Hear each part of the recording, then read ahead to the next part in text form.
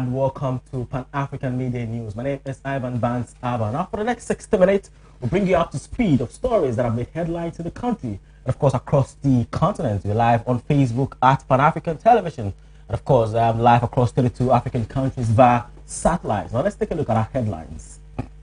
The launch of NDC manifesto and what to expect. We're doing don't allow politicians to use your negativity. Deputy Northern Regional Minister advises the youth. Away from that, what you need to know about the Ashantis. And on business, we'll be bringing you Kotoka International Airport travelers to pay $150 for COVID-19 tests, Okubo says, and measures to put in place to prevent mobile money robbery. Now, there's so many other stories. Just stay with us. We'll be right back.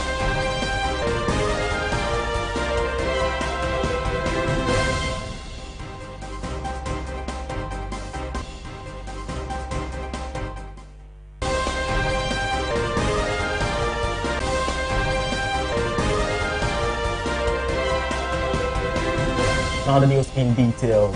The final day of the Omoho Festival celebration in the Katamanso traditional area has seen a wanton disregard for COVID-19 safety protocols among celebrants. This year's celebration marks the 60th edition after 15 years of long-standing disputes between the various clans in the area. My colleague George Yosin Bene visited the area and has this report.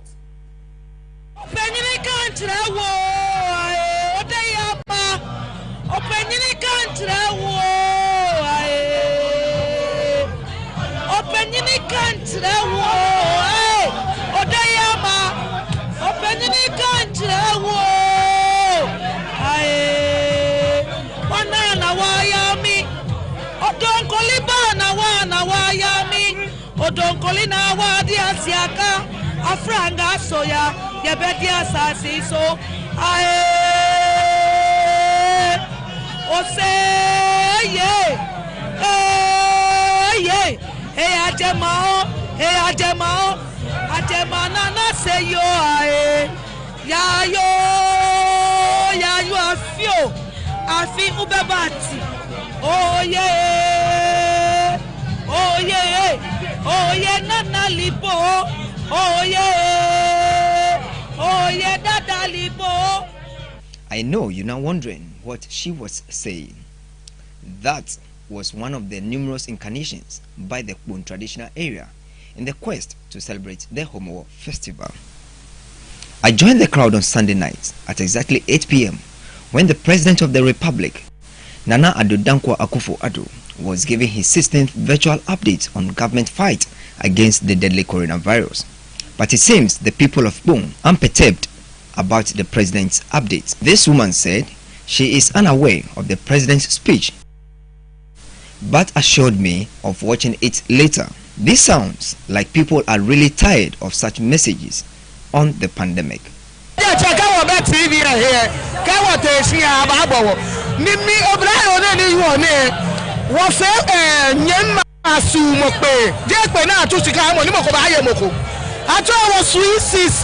The only persons in that crowd wearing a nose mask was my cameraman, driver, and myself. No other person was seen in a mask or observing the social distancing protocol. In knowing why they were not wearing their masks, this is what some had to say.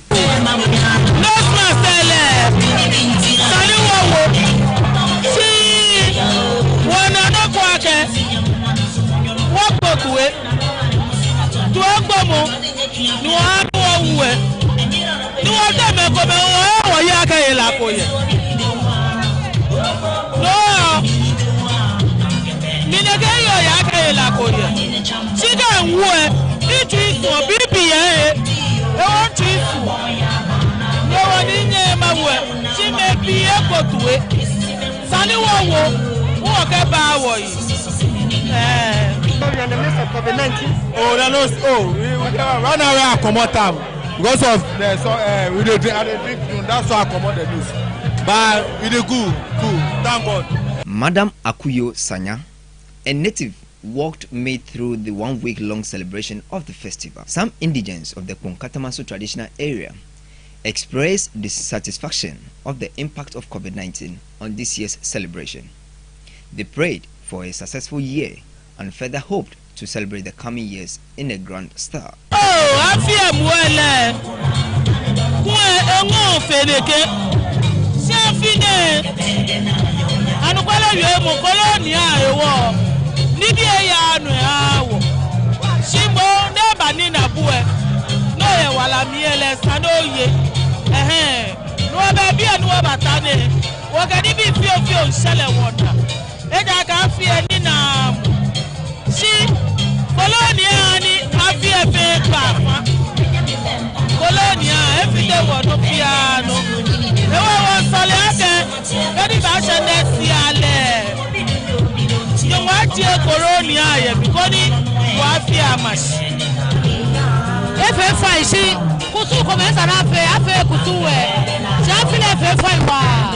The rest was fun, as some danced to their favorite tunes.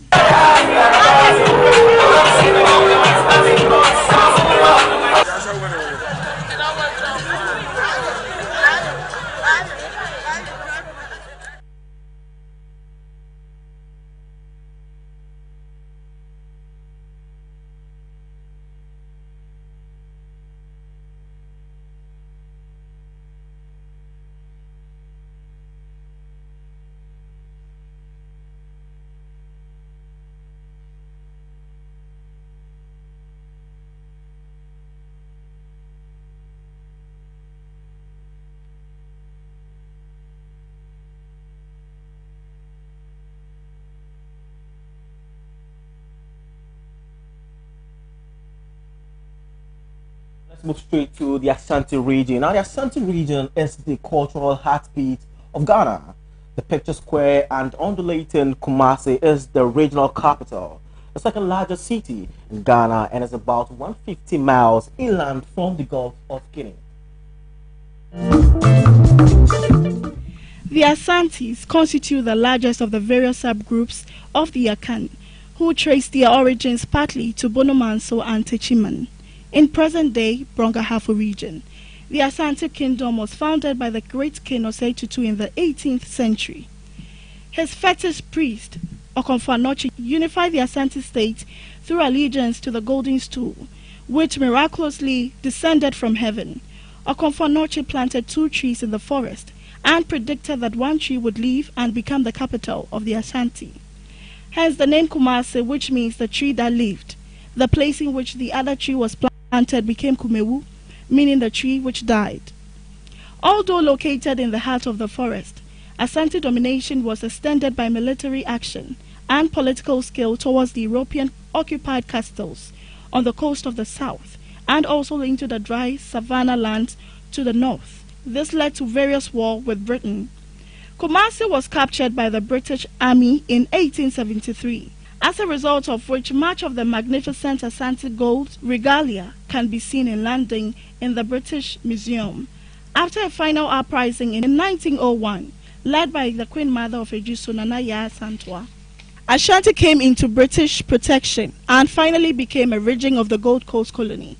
In 1957, after a period of internal self-governance, the Gold Coast became the first African colony to achieve independence under the charismatic leadership of Kwame Nkrumah. The Ashanti, often called their homeland Asante. The name Ashanti is an English language pronunciation misnomer for the Ashanti people. The Ashanti ethnic group is pronounced Asantefo in Ashanti language. The main dishes of Ashanti include fufu with lye soup, or ebunebunu green soup, or palm nut soup, and pesie, plantain, yam, cassava, cocoyam. Adowa, kete, and inkumkoro are the traditional dances of the Ashanti, and the renowned one is the Adowa dance. The Adowa is performed by people dressed in fine apparel, especially the kente cloth. It is danced at major events, ceremonies, festivals, funerals, among others. There are other tribes who have migrated from their regions and are dispersed all over the region. The Ashanti are known to be very hospitable, so they have designated areas to these tribes where one can find most of them and have a feel of their culture.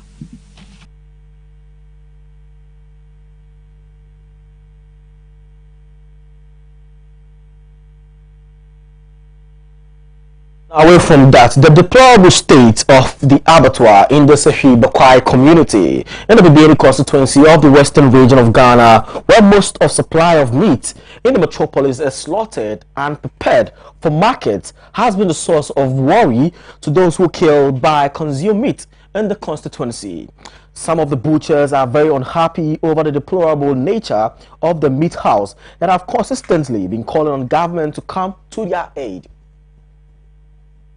The sanitation situation at the place is nothing to write home about, while the authorities, which are the Metropolitan Assembly and environmental health officers, continue to dilly-dally with the problem. The butchers, on their part, are very worried about this problem, but the Metropolitan Assembly, which is supposed to enforce bylaws and ensure sanity in the area, has not been forceful enough in tackling the situation. During the administration of the erstwhile John Dramani Mahama government, a facility was put up for them, but was left unfinished before the incumbent NPP government took over power in January 2016.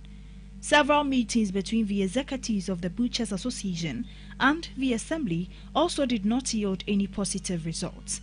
The abattoir is not only battling with this grave challenge of poor sanitation, but continues to operate under difficult circumstances. Some of the butchers told Pan-African News that they were lacking the necessary capital to purchase animals and would want the government to support them financially. We are here at Sheshi Bekwai, and we are at the abattoir center, also known as slaughterhouse, where animals are killed for human consumption.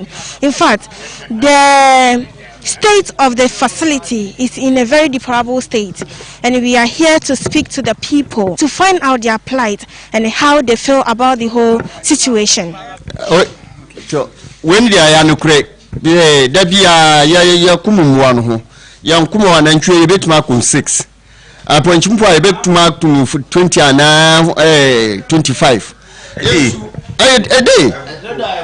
Aha, you should fear die. Obi Abban na yefele. Man supo mpanimfo a higher Santa. Obi etimi free baby enkren. Aba beto na mo ho mudan ninye. Nso mudan ninye nso a ye nitumi. Ye na ban because hukuma abo bia ye tuaka. Hukuma bia na ntwa ye tuaka. Na nso da bia omo baba man ye complain say dan ninye. Nso ye nya etum because fufuro no si ho yanko ho. Dada no so a ye sese maye. Osu si ho. Esi ho ye dai. Because we ain't in a quasinti no more. If you have what people know how much he done come more muina. No muina at you. Yensu ya catcher. Oko bibiania. Dan come ho. Free bibiana bahona, boquai, bibiana boquai. Yensu woka and penny for bar. Move your bibia. Naquas yokum one ho. We are penny by wait matonam. So to not die for Rosiho. Musumum be a man. That and swear. Shady.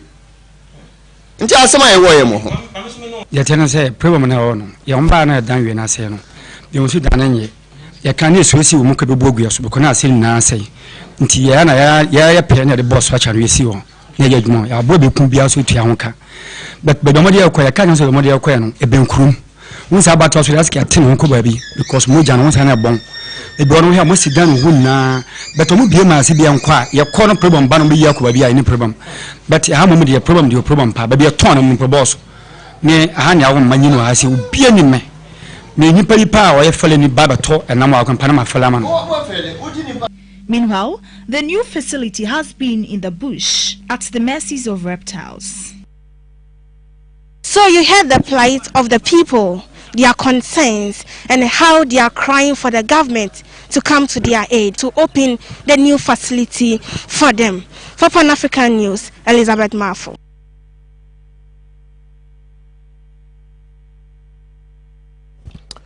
Now let's move to the camp of the opposition National Democratic Congress, where the NDC is set to launch their 2020 manifesto on September 5th, 2020, after its postponement earlier. Now, ahead of the launch, flag bearer of the party, His Excellency John Dramani Mahama, has been given hints through his campaign tours and media engagement on some thematic areas of the manifesto. Our reporter Faruzu Masawudu on the political desk has been following this and has filed this report.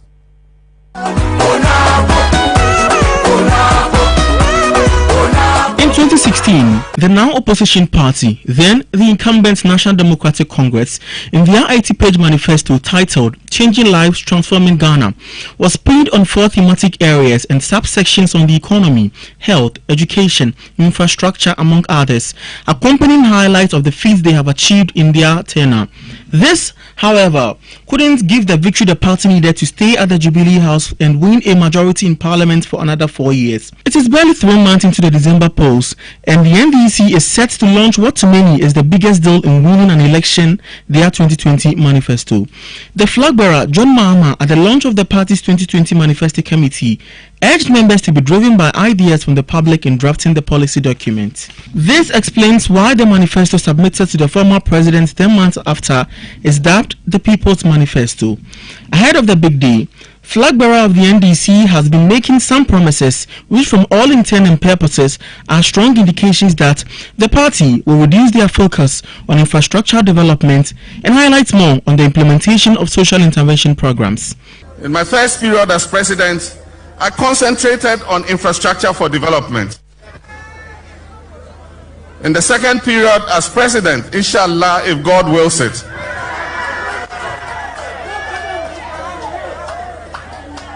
we're going to concentrate on creating jobs for our young people.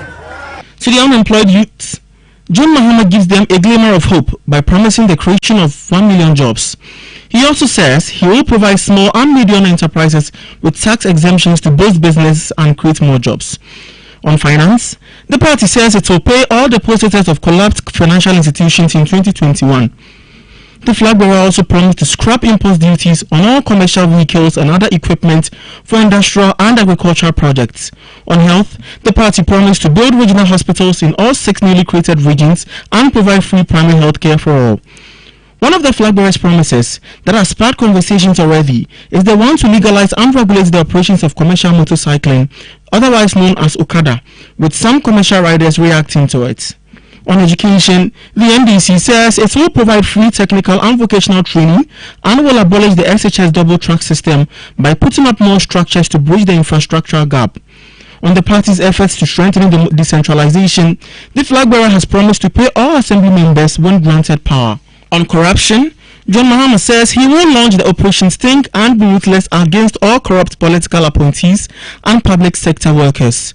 It is 97 days into the December polls, and as the election becomes, your election focus on Pan-African television is poised to peruse all party manifesto with a sharpest analytical approach to drive voter decision. For Pan-African News, Fauzuma Saudu.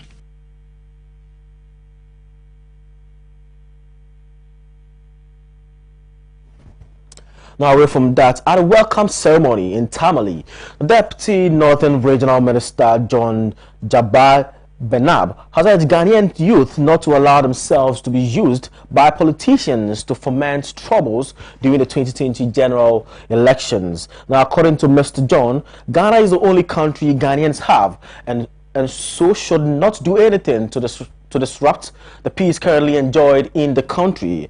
Our Northern Regional Correspondent Adams Abdul Fatawo Wunizoya was at the ceremony and has filed this report.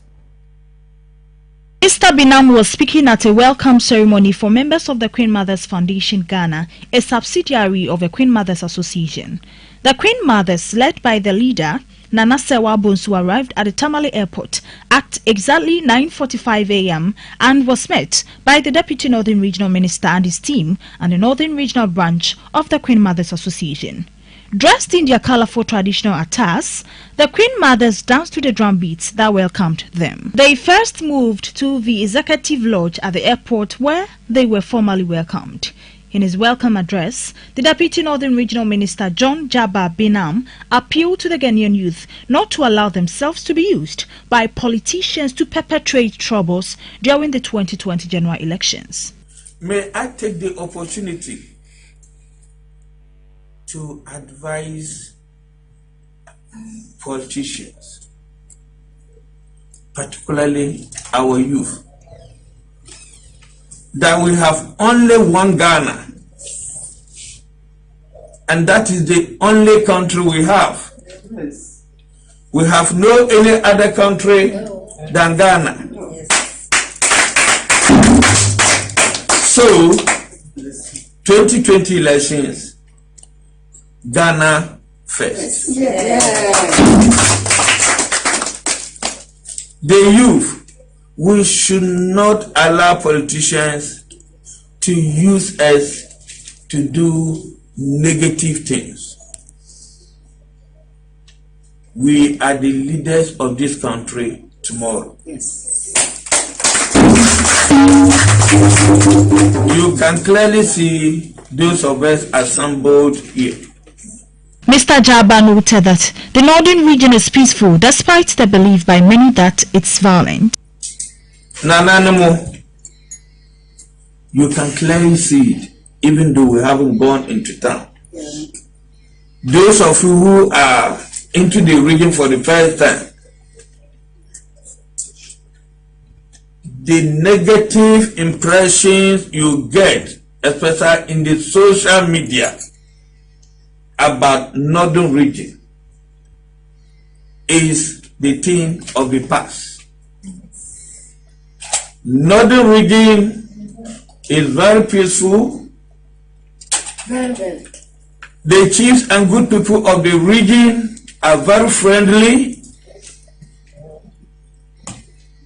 Our hospitality very high, and I wish to categorically state that the number of days you are going to spend in our region, you're going to enjoy the region. On her part, leader of the Queen Mother's Foundation and Queen Mother of Ejuso in the Ashanti region, Nana Sewa Bunsu, said the Queen Mother's Foundation is an arm of the Queen Mother's Association and that their visit forms part of effort by the foundation to promote peace in the country. She called on the youth not to engage themselves in activities that will create violence. Best started from Northern Region, Matrahada, Intiminima, Bolga. Timisi the MS started Northern region. And yes, a beer, I say no, peace, being in peace, but you're back one, and another carbon. You require the first one, and Massum dear. Now about why you're the train. Are you peaceful? You're Pamuk show. Where you buy a media phone and yasam. No other can, where can I what? So we are since a war no is against the media. Yes, Ram. Peace. Hate speech is nina, yes, Ram. We trust. We are all one people, one nation.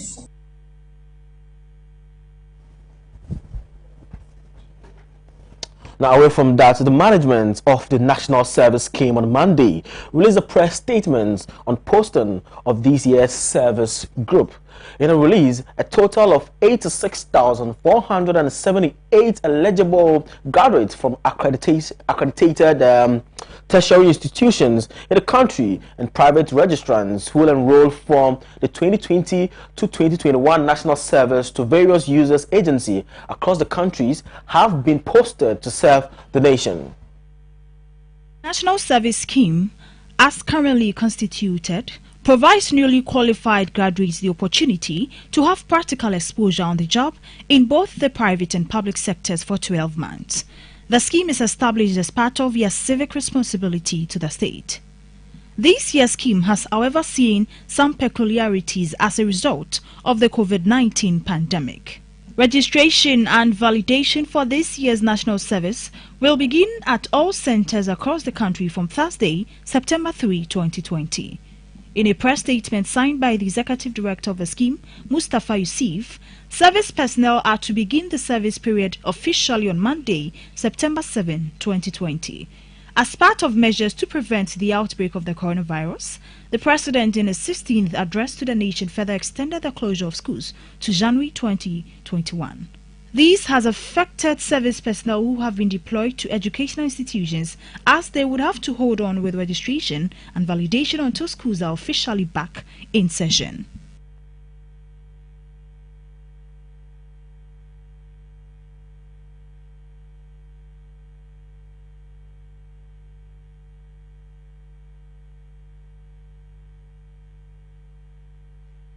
So that's all we have for you on our local front. Up next is business to stay.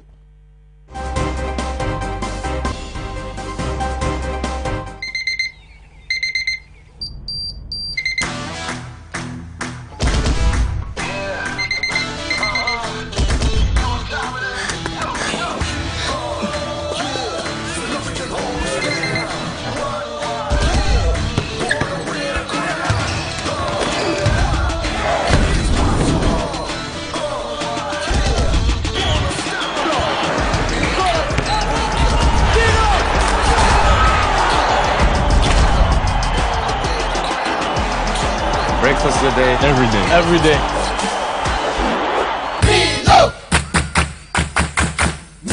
Nestle. Good food, good life. This advertisement has been vetted and approved by the FDA.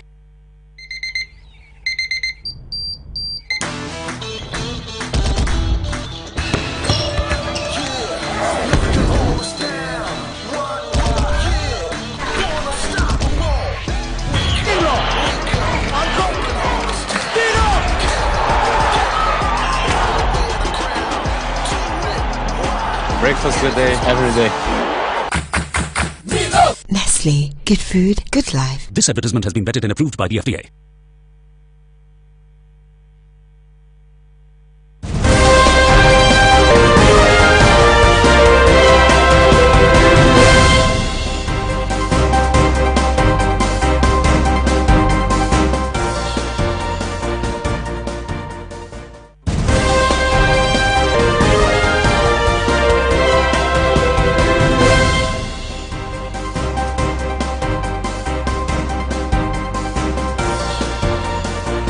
Right, welcome back from that quick commercial break. If you're just joining, this is the Midday News on Pan-African Television. My name is Abban. Now let's do some business story. Now the Deputy Minister of Health, Bernard Okoboy, has said all passengers that fly into the country will undergo a mandatory COVID-19 test at a cost of $150, and that's the cost will be borne by the travelers and not government. Dr. Okoboy said this at a press conference held at the Kotoka International Airport by the Ministry of Information to officially resume operation of the airport. My colleague Derek Botry has more on this report. The President in his 16th address on the management of COVID-19 in the country lifted the restrictions on air travel. Today, Pan-African News visited the Kotoka International Airport to gauge the readiness of the airport as it resumes operations today. Dr. Okoboy, the Deputy Minister of Health, explained that as part of measures to prevent the import of the virus through the airport, all passengers will have to take a COVID-19 test at their own cost, as he justified the $150 cost as fair for all passengers. Parts of the virus that over time, when you put together, you can have what we refer to as a complete genome, which is the whole map of the virus. Here at the airport, forgive me, it's not about academic research. We are interested in two things. The test must be very specific and sensitive, which means it must tell us that this guy has the virus if he has it. And if the test says it's negative, really, you pose no risk to Ghanaians. And we got a solution that was checked at Moguchi, checked with FDA, checked with Ghana Standards Board, and came out with a specificity and sensitivity rate of between 99 to 100%. Now, secondly, we also were interested very much in the time, the turnaround time, how long it takes to get the results. And after going through a lot of testing, we had a minimum of 12 minutes, maximum of 30 minutes. And with these two indicators, we now have to decide whether $150 of having the two most important requirements met is reasonable or not. The acting director of the Airport Company Limited, Yao Kwakwa, disclosed other measures that have been employed by the management of airport in managing the situation. The maximum number of passengers that we can receive here within a period of time, and we use 1.5 hours. And the total number of passengers based on the airlines that could come here and the maximum capacity of those airlines, we calculated 1,200 passengers. So our challenge was that we have to put in place a solution that could offer the convenience that I discussed before. That is, people should get in, we test them with a very accurate system so that they can exit the airport to encourage people to come to Ghana to drive our economy. It was not an easy task, but let's do the numbers here. In the solution that you'll see in the future, we have 70 sample taking positions. So meaning there will be 70 people in booths, nicely designed, built on our upper arrival concourse. It takes about, in our test, it took about maximum 20 seconds to take the sample. And so you can imagine the number of samples that can be taken. Let's use 30 seconds. 30 seconds means every minute, one station can take 2 samples.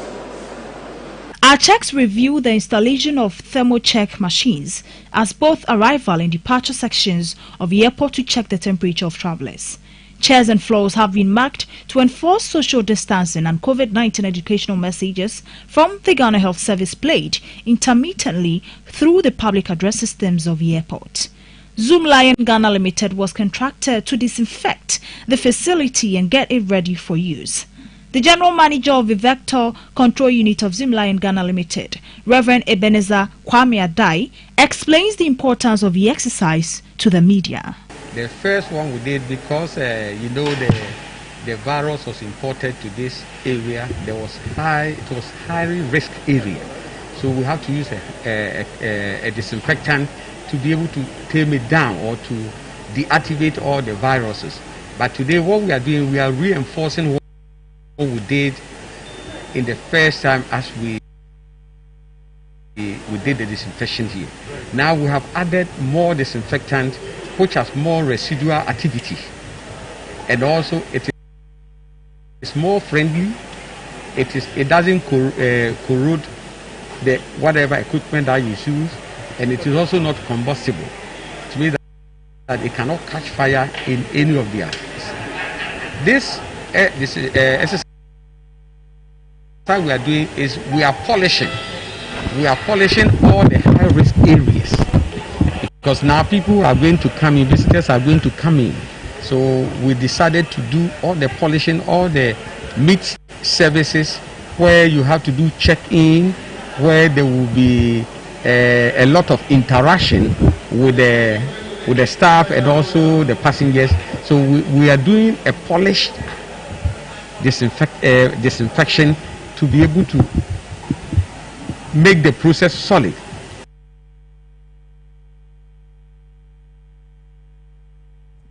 All right, to some more business stories. Some mobile money vendors at La Paz, a business hub in the Accra Metropolitan District, have raised concerns about a continuous attack on them and the measures to put in place to prevent robbery and the mobile money fraudulent activities in the country. They urged both the media and the security agencies in the country to help fight the menace and protect lives and their monies. The security measures are many, and they devise many ways to get their victim. It is not only attack you at the point in terms of putting gun on you or maybe a weapon on you, but they also use fraud. As I was saying, you are sitting doing your own business, and the person come, he want to withdraw, and when there's a process he or she has to do, operate on his phone. He has done it all right, but the final aspect where he has to key in his PIN, you see the transaction all right. If the person is a fraudster, he pretend as if he's pressing the phone.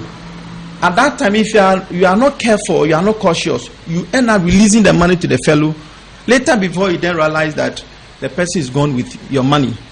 It's very difficult. You can imagine by the time you come out from this shop, by the time you come out to attend or maybe call for help, the person is already gone.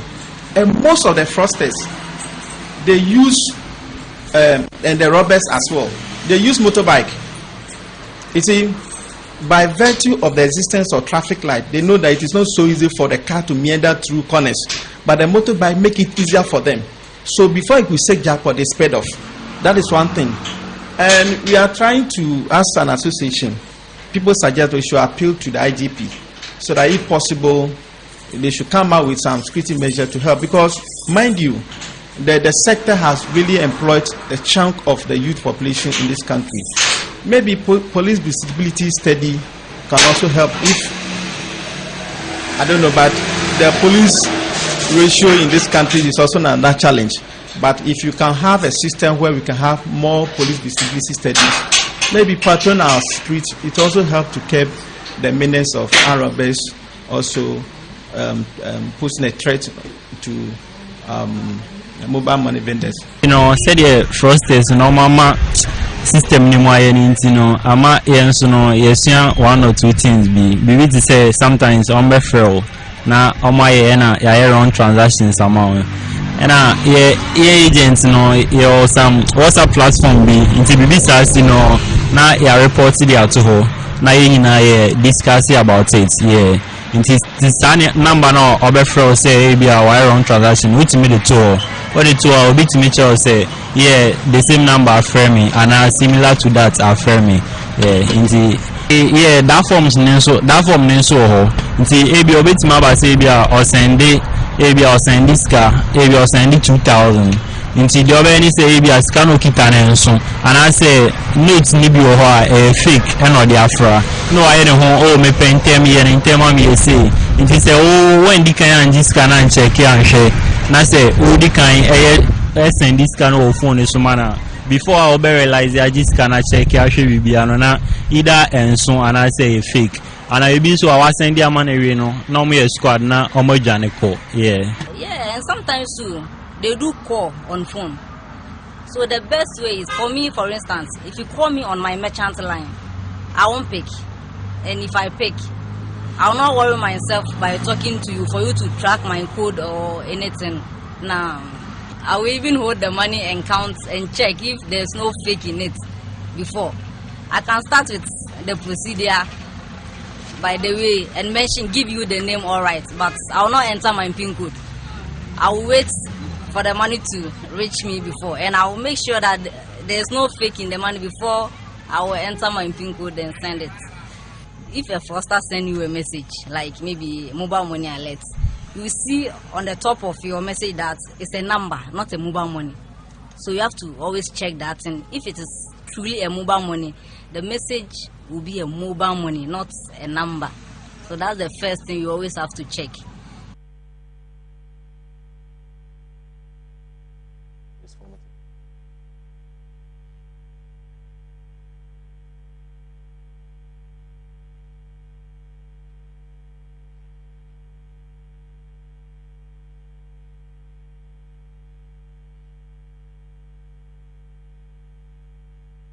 So that's all we have for you on our business fronts. Let's go for a quick break. Return with some international stories. Do stay.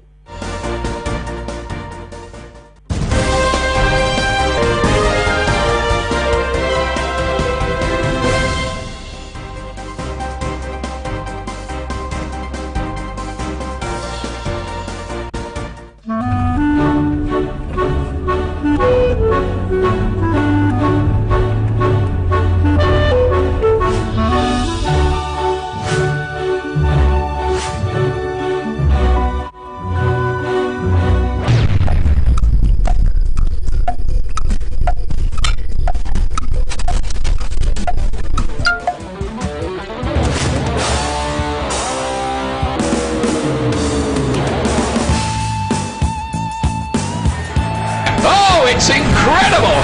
Bang on target!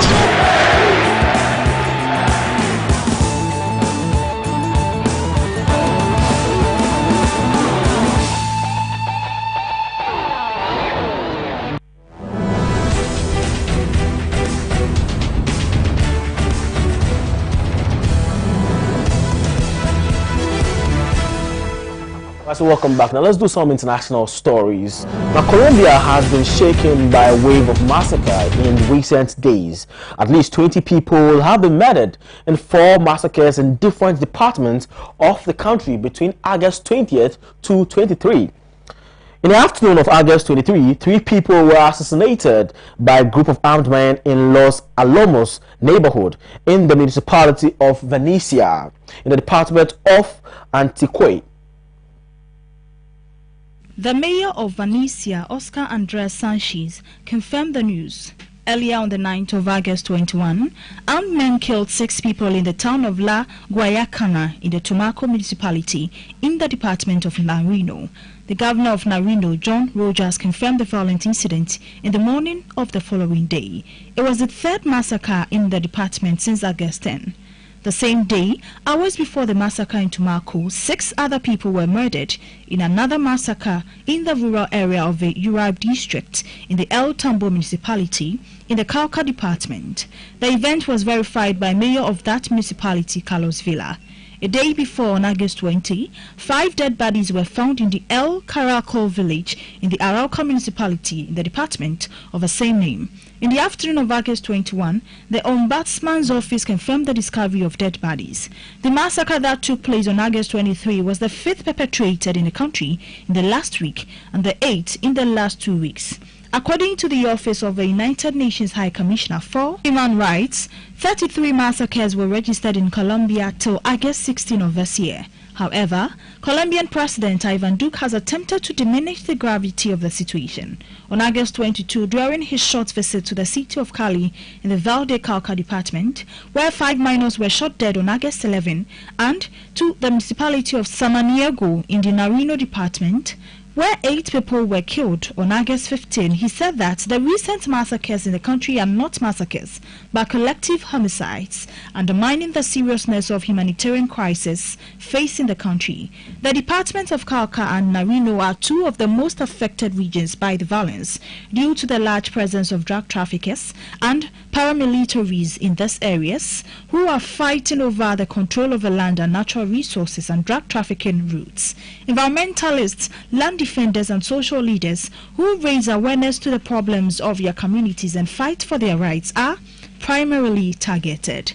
The situation of violence, which was supposed to improve after the signing of peace agreements between the Colombian government and the guerrilla group Revolutionary Armed Forces of Colombia, has worsened after the disarmament. There is a significant expansion of paramilitary groups in the areas where the FARC had control previously. Additionally, the former combatants of the FARC and their family members who are in the reincorporation process have been constantly attacked by the right-wing paramilitaries. Up until today, over 200 ex-combatants and their family members have been assassinated. The Common Alternative Revolutionary Forces, political party and several social organizations have denounced the national government of President Ivan Duque numerous times for its lack of will to implement measures to stop these aggressions, as well as to dismantle the paramilitary structures. Alberto Yepes, the coordinator of human rights and IHL Observatory of Europa, explained that the paramilitarism is not fought by the government because it fears that the leaders of these groups will reveal the names of those who are actually behind the structures and sponsor them economically and politically. According to one on August 18, 2020, 194 environmentalists, human rights defenders, indigenous peasants and social leaders and more than 40 ex-combatants of these FARC were killed. Now on some more international stories, in the light of economic, high school and university students as well as peasants of Paraguay are demanding a greater budget for the public education sector.